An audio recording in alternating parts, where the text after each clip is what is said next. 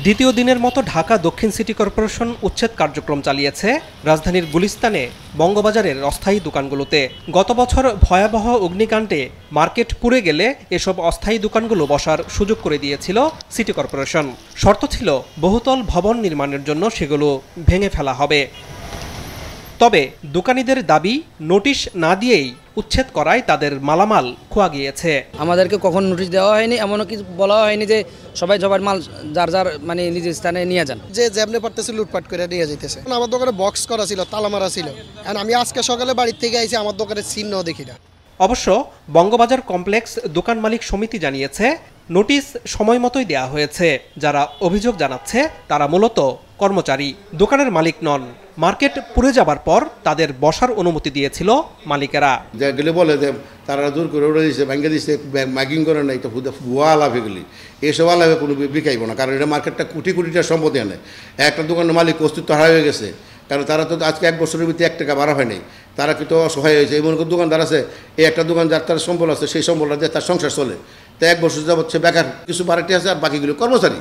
তাদের তো আমার মার্কেটের কোনো কিছু নাই, তাদের মার্কেটের কোনো অধিকার নেই তাদের। আগেরই বড় যে যদি কাজ করতে যায়, যদি টাকা লাগে তার টাকা দিয়ে আমরা দিব, আমার দোকানদার দিতে প্রস্তুত।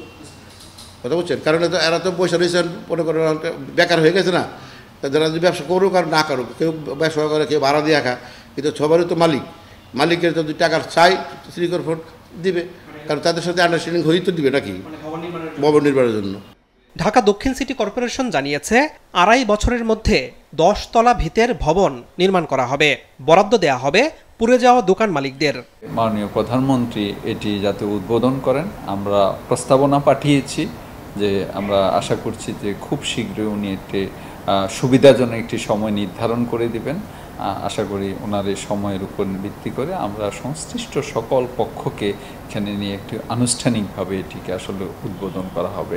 সকলের মতামতের ভিত্তিতে সেটি চূড়ান্ত করা হয়েছে এবং এখানে আমরা যদি বলি আমাদের প্রায় 3213টি সেখানে আমাদের দোকানের সংস্থান থাকবে, যেখানে আমাদের ক্ষতিগ্রস্তের পরিমাণ 2961 জন আমাদের সেখানে ক্ষতিগ্রস্ত আছে।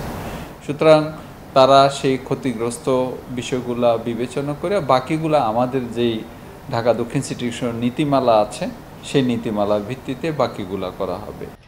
জানা গেছে ভবন নির্মাণে যে 400 কোটি টাকা খরচ হবে তা কিস্তিতে দোকান মালিকেরা পরিশোধ করবেন। ভবনের নাম রাখা হয়েছে বঙ্গবাজার পাইকারি নগর বিপণী বিতান।